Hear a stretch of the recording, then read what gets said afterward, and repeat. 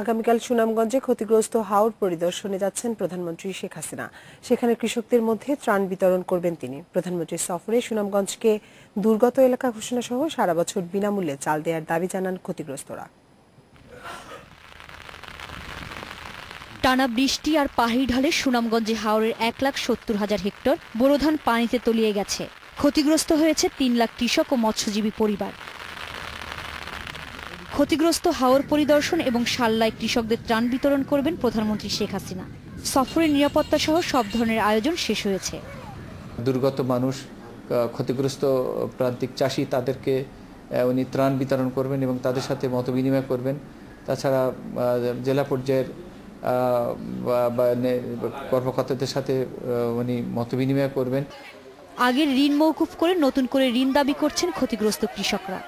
সারা বছর বিনামূল্যে চাল দেওয়ার দাবিও জানান তারা। প্রধানমন্ত্রীর কাছে আমরা এই আবেদন, আমরা ঋণ পাইতাম আর ঋণ আমরা মুক্ত পাইতাম।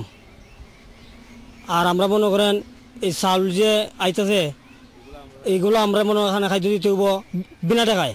ব্রাক কোম্পানি, অনেক সিবিআর কোম্পানি থেকে আমরা ঋণ উদ্ধার করে আমরা ক্ষেত লাগাইছিলাম। এখন তো এগুলা গেছে গা, বুঝছেন, এখন তো আমরা চলার কোনো পথ নাই। সুনামগঞ্জকে দুর্গত এলাকা ঘোষণা ছাড়াও দুর্যোগ মোকাবিলায় কারো গাফিলতি থাকলে তাদের বিরুদ্ধে ব্যবস্থা নেওয়ার দাবি উঠেছে। সুনামগঞ্জবাসীকে বাঁচাবেন তথা ভাটি এলাকার আজকের যে দুর্গত মানুষদেরকে বাঁচাবেন এবং এই ভাটি এলাকাকে দুর্গত এলাকা ঘোষণা করবেন। সুনামগঞ্জে হাওরে এবছর 2,23,000 হেক্টর বোরো ফসল আবাদ হয়েছিল। Independent news desk.